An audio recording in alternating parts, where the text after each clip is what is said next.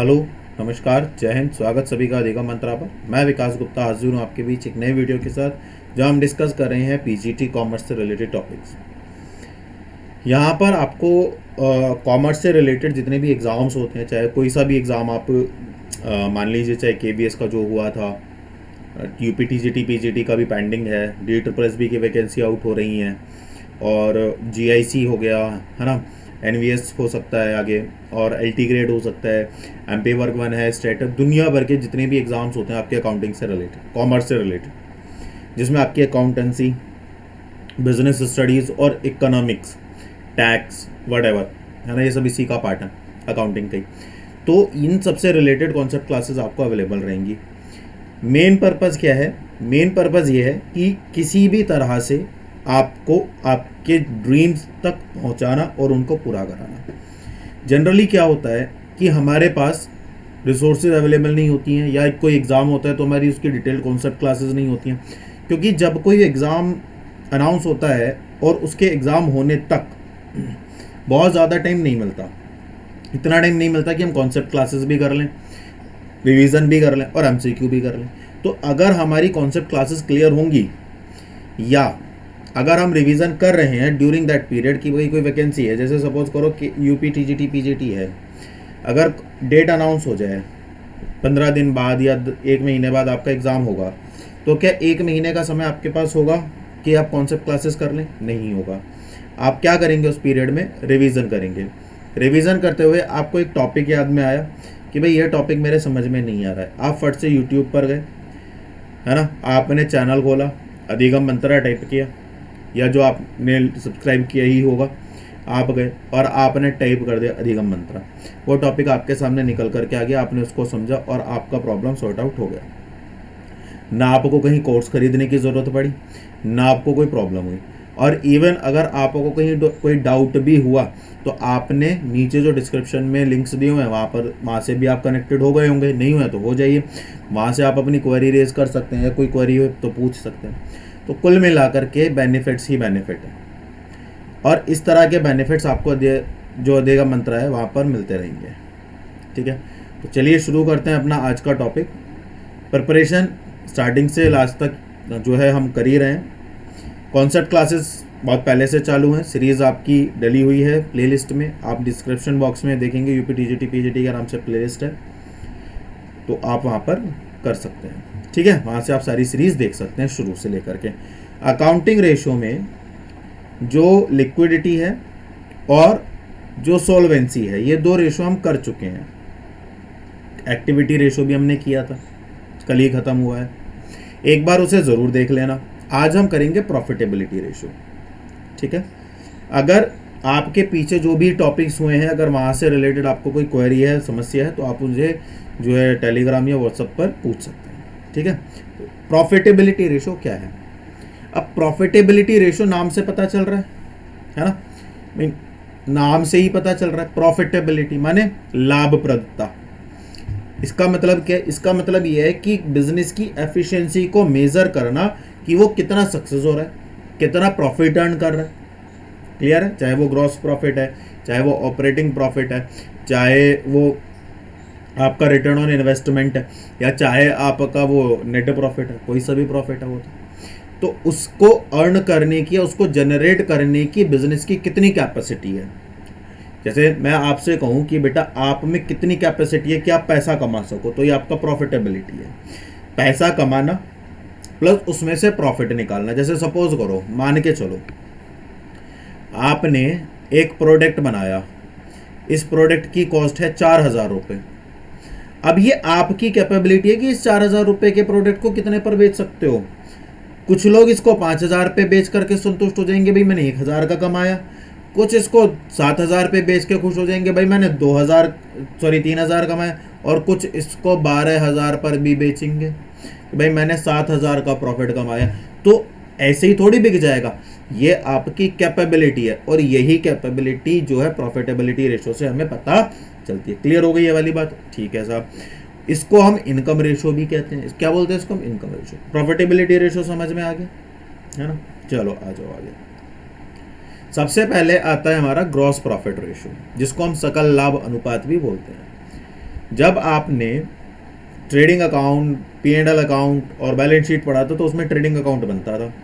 Trading account में दो sides होती हैं, एक तो डेबिट और एक क्रेडिट। शायद आपको पूरा नहीं दिख रहा है, मैं एक बार हटा देता हूँ उसको।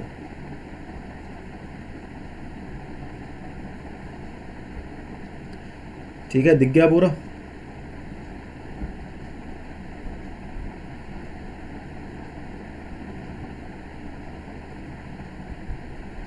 ठीक है ना, इसका स्क्रीनशॉट ले लेना, ये हो सकता है काम में आ जाए। ठीक, दिख तो रहा ही है ना?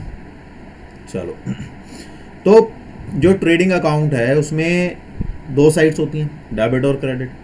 डेबिट में हमारा ओपनिंग स्टॉक माने प्रारंभिक रहती है, क्रय, क्रय वापसी, जितने भी हमारे प्रत्यक्ष वे माने डायरेक्ट एक्सपेंसेस होते हैं।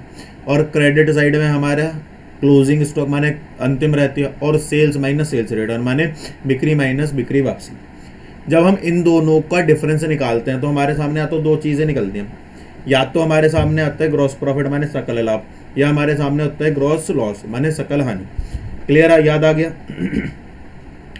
तो आप कितना उसको क्या कर रहे हो, अपना कितना रेवेन्यू जनरेट कर रहे हो, और उस रेवेन्यू पर माने कितना रेवेन्यू फ्रॉम ऑपरेशन कर रहे हो, माने कितनी सेल कर रहे हो।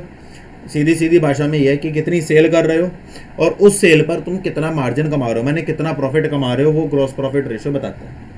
जैसे मैंने अभी कहा कि मेरा एक प्रोडक्ट है और उस प्रोडक्ट की कॉस्ट 4,000 रुपये है, वो 4,000 रुपये का प्रोडक्ट मैंने 12,000 में बेच दिया, तो मेरा मार्जिन कितना हो गया? सीधा सीधा 8,000 रुपये मेरा मार्जिन हो गया। क्लियर हो गई ये वाली बात? ठीक है, जितना ज़्यादा रेशो होगा उतना ही ज़्यादा अच्छा है, और जितना कम रेशो होगा उसके कुछ कारण बन सकते हैं। क्या क्या कारण बन सकते हैं भाई? बहुत सीधी सीधी बात है, अगर ग्रॉस प्रॉफिट रेशो जितना ज़्यादा होगा उतना हमारे लिए बेहतर है, लेकिन अगर कम है तो क्या कह सकते हैं? एक तो हम ये कह सकते हैं कि जो हमारे डायरेक्ट एक्सपेंस हैं वो बढ़ गए। डायरेक्ट एक्सपेंस अगर बढ़ जाएंगे तो प्रॉफिट ऑटोमेटिकली कम हो जाएगा। या आपका जो प्राइस है माने सेलिंग प्राइस है वो कम हो गया, या आपके जो है हानियां हैं, जैसे लॉस बाय थेफ्ट हो गया, लॉस बाय फायर हो गया, ये अधिक हुई हैं, तो भी आपका प्रॉफिट कम हो जाएगा। प्रॉफिट कम होने के कारण है, या आप जो सामान बेच रहे हैं है ना, उसमें जो लोगों को उसका बेनिफिट मिल रहा है वो कम हो गया, माने कुल मिलाकर के सेल ही कम हो गई है ना भाई। अगर उससे मिलने वाला बेनिफिट कम हो जाएगा तो उसकी क्या होगा? डिमांड भी कम हो जाएगी, है ना। या जो आपका स्टॉक पड़ा हुआ है ना, जो आपका स्टॉक पड़ा हुआ है उस स्टॉक की वैल्यू कम हो गई भाई। जैसे था तो वो 4,000 का, लेकिन अब बचा वो कितने का है, उसकी वैल्यू मार्केट में 2,000 की, तो आपको उतना बेनिफिट नहीं मिलेगा। अब आप 2,000 का माल थोड़ी ना उसको 12,000 में बेच दोगे। समझ आ रहा है? तो ये कुछ कारण है। अगर ग्रॉस प्रॉफिट रेशो कम आका जाता है या कम आता है तो उसके ये निम्न कारण हो सकते हैं। क्या ये वाली बात क्लियर हो गई? बताइए, क्या ये वाली बात क्लियर हो गई?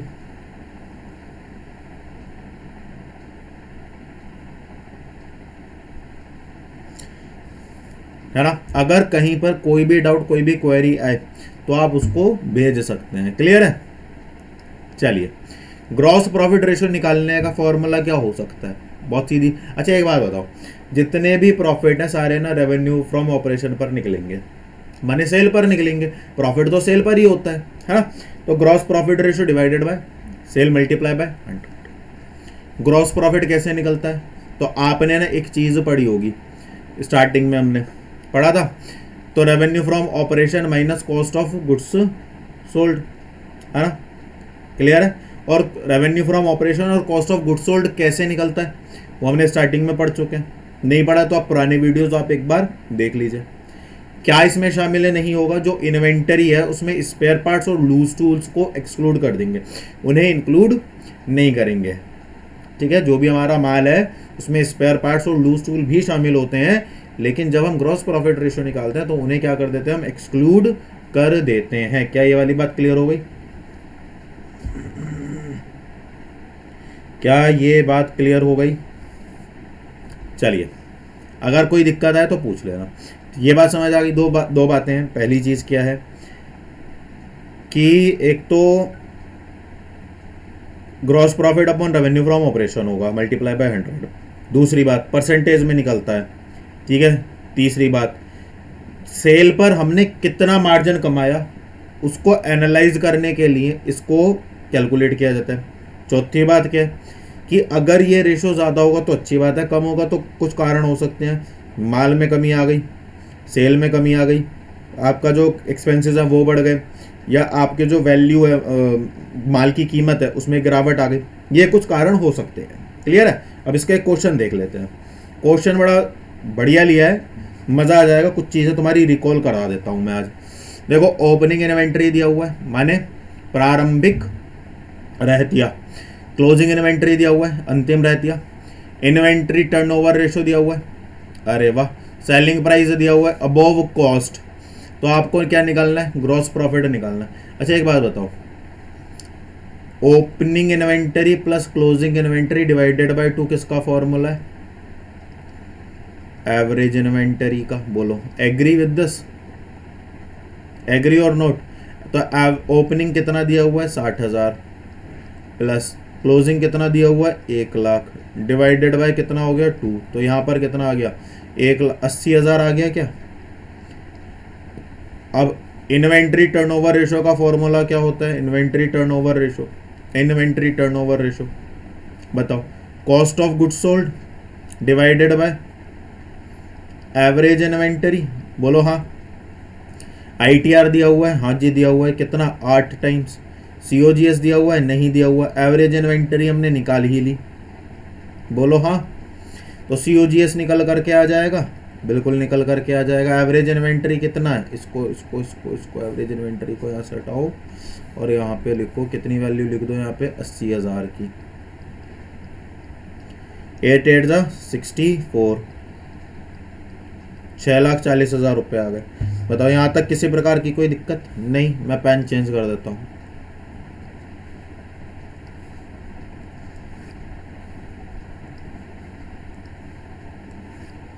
ठीक। अच्छा अब हमें क्या दिया हुआ है, सेलिंग प्राइस दिया हुआ है कॉस्ट पर। कॉस्ट तो हमारी निकल करके आ गई। अगर कॉस्ट पर सेलिंग प्राइस 25 है तो अगर मैं कॉस्ट को 100 रुपये मान लूँ तो मेरा जो प्रॉफिट होगा, समझ में आ रहा है, मेरा जो प्रॉफिट होगा वो कितना हो जाएगा 125 आ जाएगा। Selling price 25 above cost. तो सेलिंग प्राइस कितना मान लूँ मैं 100 प्लस 25 माने 125। अब 125 पर कॉस्ट कितनी है, 125 पर कॉस्ट कितनी है 100। एक पर कितनी होगी, एक सेकेंड, नहीं हमें प्रॉफिट निकालना है ना, एक सेकेंड हमें प्रॉफिट निकालना है। तो ये इस तरह से हो जाएगा कि अगर आपकी कॉस्ट 100 है, कॉस्ट दे रखी है ना, तो जब दो चीज़ देते हैं तो जो गिवन है वो तो मल्टीप्लाई में चला जाता है और जो ये है वो नीचे आ जाता है। ये मैंने बताया था, बाकी इस तरह से भी समझ सकते हो। अगर कॉस्ट 100 है तो सेलिंग प्राइस कितना है 125। एक होगा तो कितना होगा 125/100, है ना। और हमारा कितना दिया हुआ है 6,40,000। तो 6,40,000 के लिए क्या निकालेंगे हम 125/100 मल्टीप्लाई बाय 6,40,000। ये थोड़े से जब आप क्वेश्चन करोगे ना ये चीज़ तब समझ में आएगी। 2 0 से 2 0 कट गई। अब इसकी मल्टीप्लाई कर लो, 2 0 तो एज इट इज़ आ गई और 64 की मल्टीप्लाई जब आप इसमें करोगे 125 में जब आप किसकी मल्टीप्लाई करोगे 64 की, तो ये तुम्हारा 8,000 आ जाएगा। तो कुल मिला करके 8 लाख आ गया। ये 8 लाख क्या आया, ये 8 लाख आया है तुम्हारा RFO। क्या आया ये तुम्हारा RFO, ठीक है, माने सेलिंग प्राइस। ठीक है, COGS आ गया, RFO आ गया। अब मुझे एक बात बताओ, ग्रॉस प्रॉफिट नहीं निकाल सकते तुम लोग, निकल गया। कैसे निकलेगा sir, revenue from operation minus COGS। तो RFO कितना दिया हुआ है सर 8 लाख माइनस COGS कितना दिया हुआ है सर 6,40,000।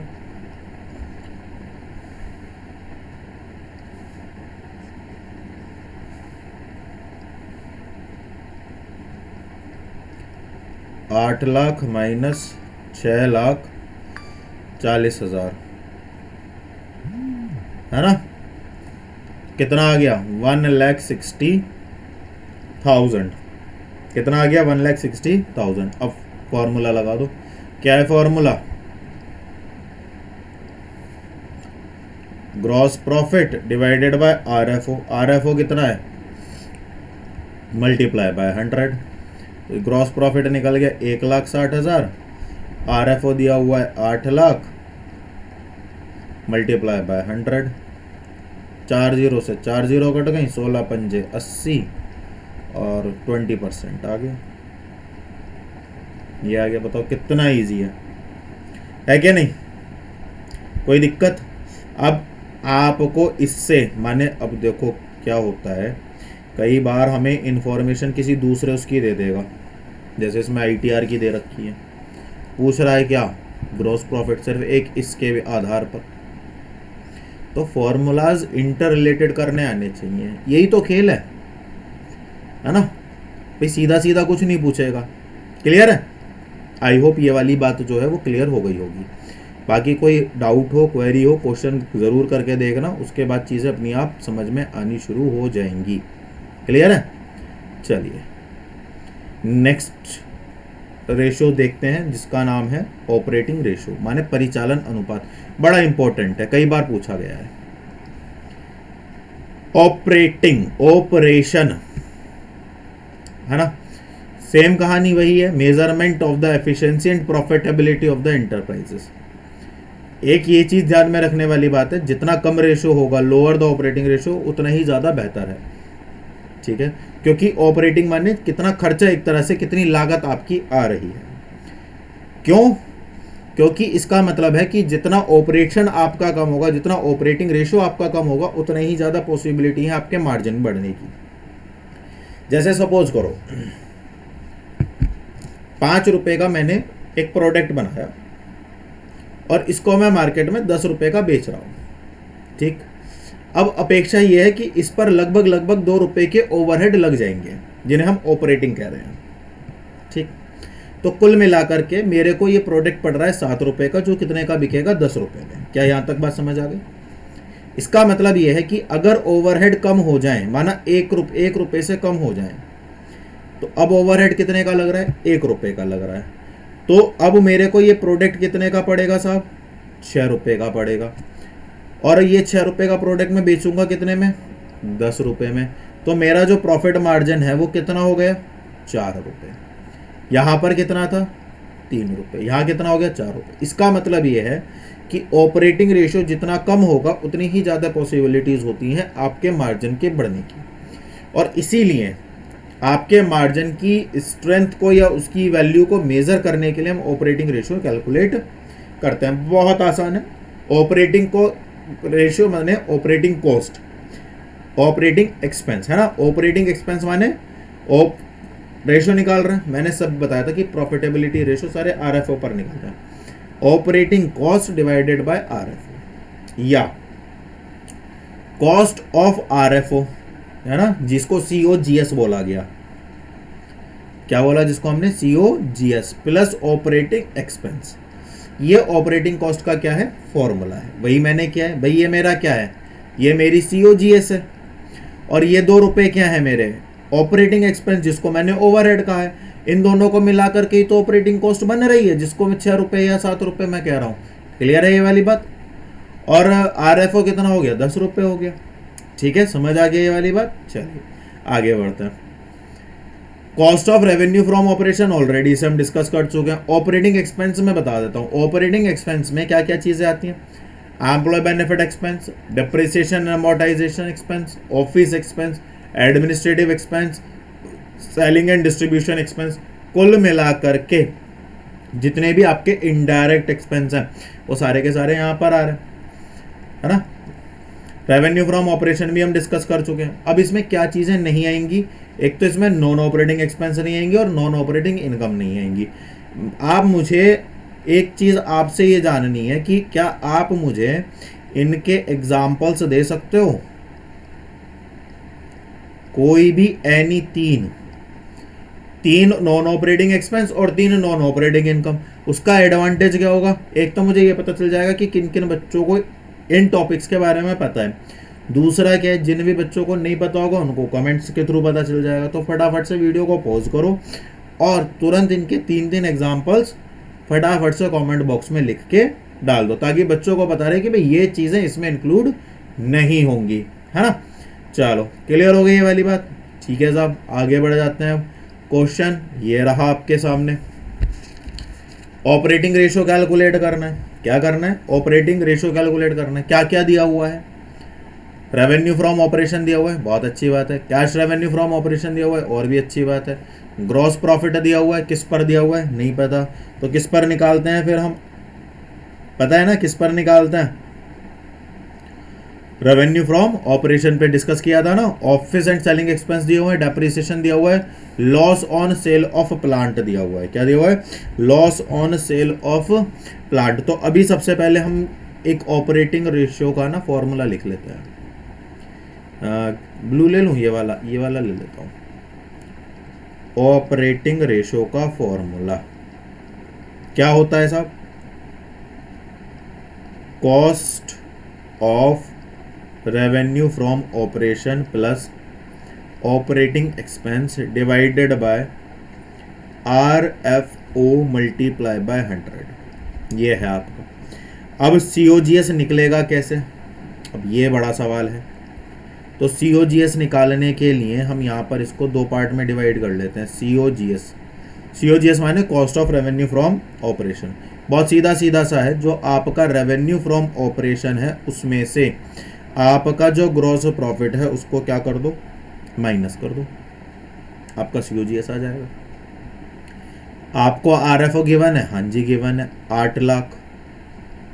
आपको ग्रॉस प्रॉफिट गिवन है, हाँ जी 20%। लेकिन सर किसका वो नहीं पता तो ये तो और भी अच्छी बात है, आसान हो गया आपके लिए। किसका निकाल लोगे? RFO का निकाल लोगे। 8 लाख का 20% कितना होता है? 1,60,000। तो 8 लाख में से 1,60,000 गए तो कितने बचे? 6,40,000 बचे। क्लियर है ये वाली बात? 6,40,000 बचे। सही है सर। अच्छा सर COGS तो आ गया हमारा, इसको लिख लेते हैं COGS को यहीं पर कहीं। 6,40,000 प्लस सर ऑपरेटिंग एक्सपेंस और निकालने, RFO तो 8 लाख दे ही रखा है। ये को निकालना कौन सा मुश्किल है? ये अभी निकाले तो देखो, अरे बहुत स्मार्ट बच्चे हो तुम लोग। ये चल जाएगा, अच्छा लगेगा। चलो ये वाला ले लेते हैं।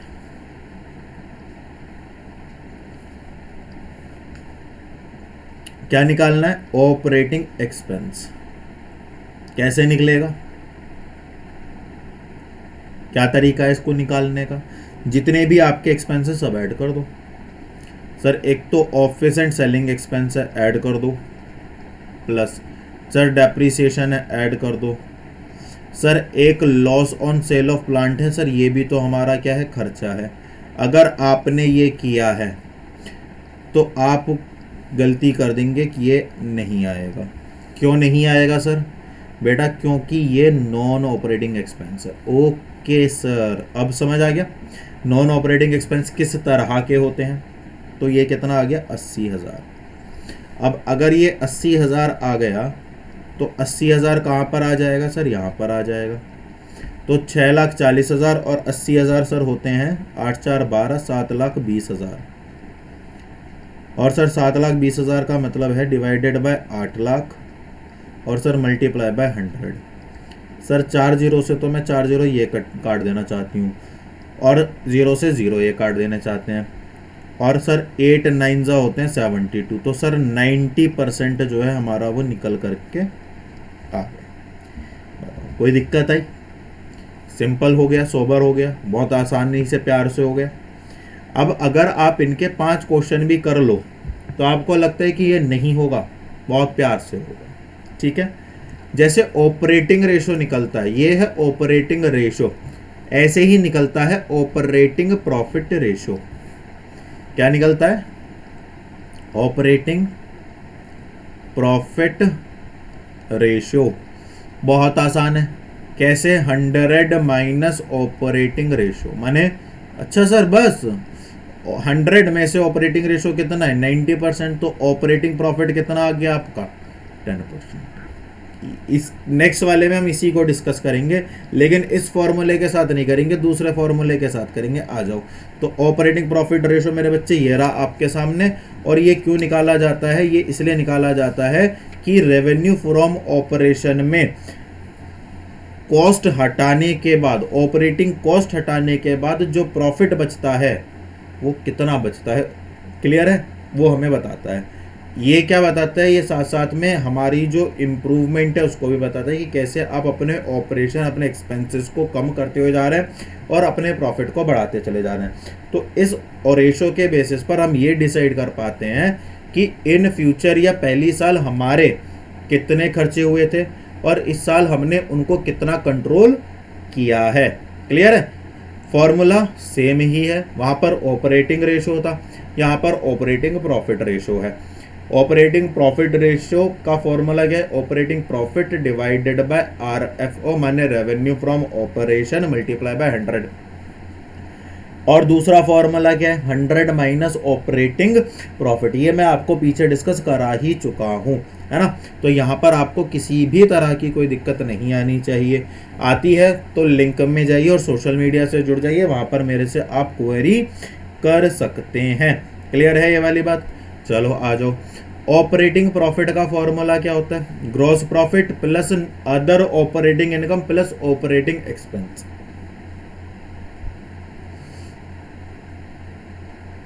ठीक है? क्लियर है? क्लियर है? Gross profit plus other operating income minus operating expense. भाई ग्रॉस प्रॉफिट में ऑपरेटिंग इनकम, अच्छा देखो नहीं समझ में आ रहा ना तो ये रिलेट कर लो। ये प्रॉफिट एंड लॉस अकाउंट है, यहाँ पर क्या लिखते थे? Gross profit. ग्रॉस प्रॉफिट में जितनी भी इनकम है सबको क्या करते थे? प्लस करते थे, और जितने भी एक्सपेंस हैं उनको क्या करते थे? माइनस करते थे। क्या आ जाता था? Net profit. तो ये आपको ऑपरेटिंग प्रॉफिट निकालना है, तो सीधा सीधा सा ग्रॉस प्रॉफिट में ऑपरेटिंग, अच्छा यहाँ पर आपके ऑपरेटिंग और नॉन ऑपरेटिंग दोनों चीज़ें आती थी, तो इसलिए नेट प्रॉफिट निकलता था। तो अब नेट जो नॉन ऑपरेटिंग एक्सपेंस और नॉन ऑपरेटिंग इनकम है वो तो आप इंक्लूड कर नहीं रहे, आप क्या कर रहे हो? ऑपरेटिंग इनकम और ऑपरेटिंग एक्सपेंस। तो इसलिए आपका नेट प्रॉफिट नहीं निकल रहा है, आपका क्या निकल रहा है? Operating profit. क्लियर है? तो ग्रॉस प्रॉफिट में ऑपरेटिंग इनकम प्लस कर दो और ऑपरेटिंग एक्सपेंस क्या कर दो? माइनस कर दो। या रेवेन्यू फ्रॉम ऑपरेशन में से ऑपरेटिंग कॉस्ट माइनस कर दो, सीधी सीधी सी बात है, तो भी आपका आ जाएगा जो हमने पीछे किया था। या जो हमारा नेट प्रॉफिट है टैक्स से पहले का, और अगर आफ्टर टैक्स है तो उसे पहले टैक्स से पहले का बनाओ, उसमें नॉन ऑपरेटिंग एक्सपेंस क्या कर दो? प्लस कर दो, नॉन ऑपरेटिंग इनकम क्या कर दो? माइनस कर दो। तो आपका क्या आ जाएगा? ऑपरेटिंग। भाई सीधी सीधी सी बात है ना, एक चीज समझो, gross profit plus income minus expense, ये मिला करके क्या बनता है? नेट प्रॉफिट बनता है। इनकम दो तरह की होती है, ऑपरेटिंग और नॉन ऑपरेटिंग। एक्सपेंसेस दो तरह के होते हैं, ऑपरेटिंग और नॉन ऑपरेटिंग। क्लियर कहानी? अब मुझे सपोज करो ऑपरेटिंग प्रॉफिट दिया हुआ है और ग्रॉस प्रॉफिट दिया हुआ है, तो ग्रॉस प्रॉफिट में ग्रॉस प्रॉफिट दिया है, तो आपको कैसे जाना है? आपको ऐसे जाना है ना, ऐसे, समझ गए ना। तो gross profit plus operating income minus operating expenses, आपका क्या आ जाएगा? Operating profit. ठीक है? अब लेकिन अगर आपका नेट प्रॉफिट दिया हुआ है तो आपको कैसे जाना पड़ेगा? ऐसे जाना पड़ेगा। और ऐसे जाने का मतलब क्या है कि ये इधर चला जाएगा तो ये क्या हो जाएगा? प्लस, और ये इधर जाएगा तो ये क्या हो जाएगा? माइनस। क्लियर है? और ये इससे क्या निकल जाएगा? आपका ग्रॉस प्रॉफिट। क्लियर है? ये वाली कहानी समझ में आ गई होगी। चलो आ जाओ आगे। ऑपरेटिंग एक्सपेंस हम पहले डिस्कस कर चुके हैं। ऑपरेटिंग इनकम क्या है? कमीशन रिसीव्ड और डिस्काउंट रिसीव्ड, बस ये दो ही चीज़ें होती हैं इसमें। ठीक? नॉन ऑपरेटिंग को कंसिडर नहीं करना है। एक इसका जो है क्वेश्चन देख लेते हैं, बड़ा प्यारा क्वेश्चन है। ठीक है? इजी वे में नहीं करेंगे, माने जो 100 माइनस ऑपरेटिंग कॉस्ट वाला था वो नहीं करेंगे, आराम से इसको समझेंगे। ऑपरेटिंग प्रॉफिट दिया हुआ है, ऑपरेटिंग प्रॉफिट रेशो निकालना है। तो ऑपरेटिंग प्रॉफिट रेशो का फॉर्मूला क्या होता है? Operating profit divided by RFO multiply by 100, ये होता है। क्लियर कहानी है वाली? कोई दिक्कत यहाँ तक? चलो अब इसको यहाँ पे छोड़ देते हैं और इसको यहाँ पर डिवाइड कर देते हैं। अब आ जाओ पेन पर ग्रीन। सबसे पहले ये चल जाएगा क्या? ये मज़ा नहीं आ रहा, लेकिन इसमें चल तो जाएगा। ये वाला ले ले, ये तो भाई ये ले लेते हैं। चलो क्या क्या दिया हुआ है? RFO दिया हुआ है 1 लाख, परचेज दी हुई है 2,97,000, क्रेडिट्स RFO दिया हुआ है 3 लाख, कैरेज इनवर्ड दिया हुआ है 3,000, फाइनेंस कॉस्ट दी हुई है 5,000, एडमिनिस्ट्रेटिव एक्सपेंसेस दिए हुए हैं 40,000, profit on sale of asset दिया हुआ है 10,000 और डिस्काउंट रिसीव्ड दिया हुआ है 7,000। तो सबसे पहले तो आप RFO निकालो, क्योंकि सबसे पहले RFO चाहिए। RFO के लिए क्या करो? Cash RFO plus credit RFO।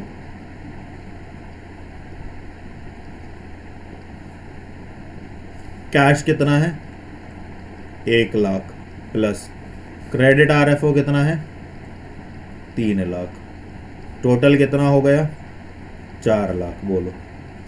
तो यहाँ तक तो कहानी हमारी ये क्लियर हो गई है, आधी यात्रा तो हमारी पूरी हो गई। कोई आपत्ति यहाँ तक? Multiply by 100। अब क्या निकालना है? ऑपरेटिंग प्रॉफिट निकालना है। अब ऑपरेटिंग प्रॉफिट के लिए आपको कॉस्ट भी तो पता होनी चाहिए। हाँ सर, कॉस्ट भी तो पता होनी चाहिए। तो सर कॉस्ट कैसे निकलेगी? आ जाओ, COGS। COGS का फॉर्मूला पता है क्या? COGS का फॉर्मूला पता है क्या? Opening plus purchase plus direct expense minus closing. तो ओपनिंग स्टॉक है? नहीं है। परचेज है? हाँ सर है, परचेज है सर। प्लस डायरेक्ट एक्सपेंस है क्या? डायरेक्ट है। हाँ सर, कैरेज इनवर्ड दिया है सर, कैरेज इनवर्ड दिया हुआ है। प्लस बाकी भी है क्या? फाइनेंस कॉस्ट सर इनडायरेक्ट है, एडमिनिस्ट्रेटिव एक्सपेंसेस इनडायरेक्ट है, profit on sale of sir ये नॉन ऑपरेटिंग इनकम है, डिस्काउंट रिसीव्ड ऑपरेटिंग इनकम है। नहीं सर, यही है। क्लोजिंग दिया है क्या? नहीं सर, तो इसी को मान लो फिर। 2,97,000 प्लस 3,000 कितना आ गया भाई? 3 लाख रुपए। बोलो, क्लियर हो गई बात? यस सर, बिल्कुल क्लियर हो गई, बहुत बढ़िया।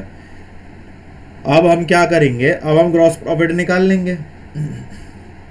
हाँ सर, बहुत आसान हो जाएगा अब तो।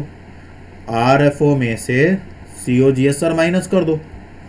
तो RFO कितना दिया हुआ है सर? 4 लाख। और COGS कितना दिया हुआ है सर? 3 लाख। टोटल कितना आ गया सर? 1 लाख। ठीक है, क्लियर है ये वाली बात? देखो भाई, कॉन्सेप्ट में तो लेंदी चलेगा, है ना? 1 लाख आ गया ग्रॉस प्रॉफिट। तो सर ग्रॉस प्रॉफिट से अकेले काम थोड़ी चलेगा सर। ग्रॉस प्रॉफिट में 2 फॉर्मूले हैं। या तो नेट प्रॉफिट से वहां पर जाओ, ऑपरेटिंग प्रॉफिट निकालो, या ग्रॉस प्रॉफिट से निकालो। तो सर अब आप किससे निकालने वाले हो? देखो, ग्रॉस प्रॉफिट आ गया ना। अब सबसे पहले ऑपरेटिंग एक्सपेंस कलेक्ट करो। इसको पेन को चेंज कर देता हूँ। तो एक तो हमारे लिए इम्पोर्टेंट कौन सी है? ये वाली हमारे लिए इम्पोर्टेंट है।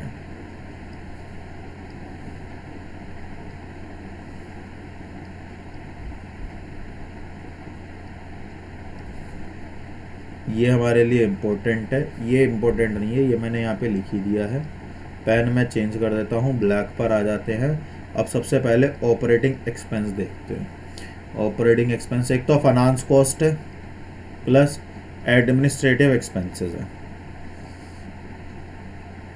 अच्छा एक बात बताओ, क्या फाइनेंस कॉस्ट आपका वास्तव में ऑपरेटिंग एक्सपेंस होता है? नहीं सर, फाइनेंस कॉस्ट हमारा नहीं होता है। तो ये भी बात ध्यान में रखनी है, गलती नहीं करनी है। तो इसका मतलब तो सर ऑपरेटिंग एक्सपेंस हमारी एक ही चीज़ हो गई, दैट इज़ 40,000। बिल्कुल। ऑपरेटिंग इनकम में क्या आएगा सर? इनकम में 2 चीज़ें हैं, एक तो प्रॉफिट सर, ये तो नॉन ऑपरेटिंग हो गया। तो सर यही बचा हमारा 7,000। बहुत बढ़िया, यहाँ तक किसी प्रकार की कोई दिक्कत आप लोगों को नहीं होनी चाहिए। अब आप क्या निकाल लोगे? अब आप निकाल लोगे ऑपरेटिंग प्रॉफिट। क्या निकाल लोगे अब आप लोग? Operating profit. तो ऑपरेटिंग प्रॉफिट का फॉर्मूला क्या होता है? ऑपरेटिंग प्रॉफिट का फॉर्मूला होता है gross profit plus operating expense, नहीं operating income, sorry, plus operating income minus operating expense. तो सर ग्रॉस प्रॉफिट हमारा 1 लाख निकला था, प्लस ऑपरेटिंग इनकम सर हमारी 7,000 है, माइनस सर ऑपरेटिंग एक्सपेंस हमारे 40,000 है। और सर जब हम इनको कैलकुलेट करेंगे तो ये 1,07,000 में से सर जब 40,000 माइनस करेंगे तो हमारे सामने 67,000 आ जाएगा। बस आ गया आपका ऑपरेटिंग प्रॉफिट। कुछ बच्चों को लग रहा होगा कि यार क्या ही मुसीबत है भाई, ये तो है, देख लो जो भी है यही है, 67,000 डिवाइडेड बाय, और इतने आराम से इतने प्यार से इतना टाइम दे करके आपको कोई समझाने भी नहीं वाला, ये भी ध्यान में रखना। 16.75 ये ऑपरेटिंग प्रॉफिट आ गया। अब मुझे अगर यहाँ से इसका ऑपरेटिंग रेशियो निकालना है तो कैसे निकलेगा? 100 में माइनस कर देंगे ना। अब मुझे इसका ना एक चीज़ निकाल दो, ये ऐसे बात नहीं बनेगी, मुझे इसका ऑपरेटिंग रेशियो निकालो। क्या निकालो? Operating ratio. इस डाटा से ऑपरेटिंग रेशियो निकाल करके दिखाओ और फिर 100 माइनस करके दिखाओ कि सर 100 में से इतना माइनस करेंगे तो ये आएगा।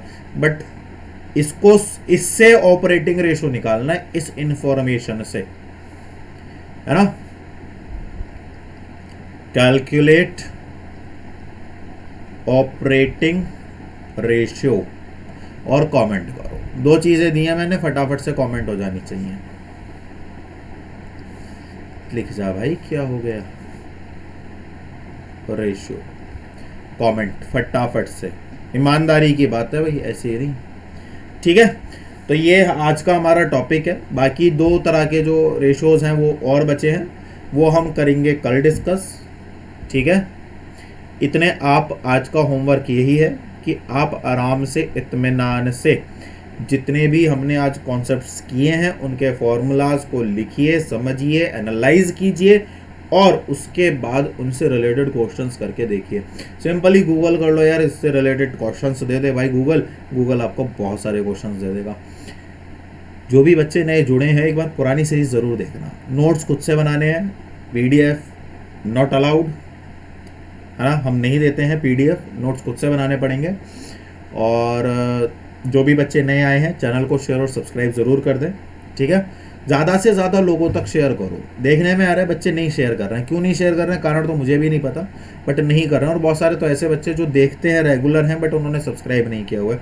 देखो मैं आप लोगों से कुछ ज़्यादा चीज़ तो मांग नहीं रहा हूँ, बट एक सिंपल सी चीज़ मांग रहा हूँ कि यार शेयर कर दो, सब्सक्राइब कर दो, है ना। बाकी आप लोगों के ऊपर है, खैर अगर लगता है कि हाँ भाई शेयर कर देनी चाहिए, है ना, तो बहुत अच्छी बात है, नहीं है तो कोई बात नहीं, ठीक है।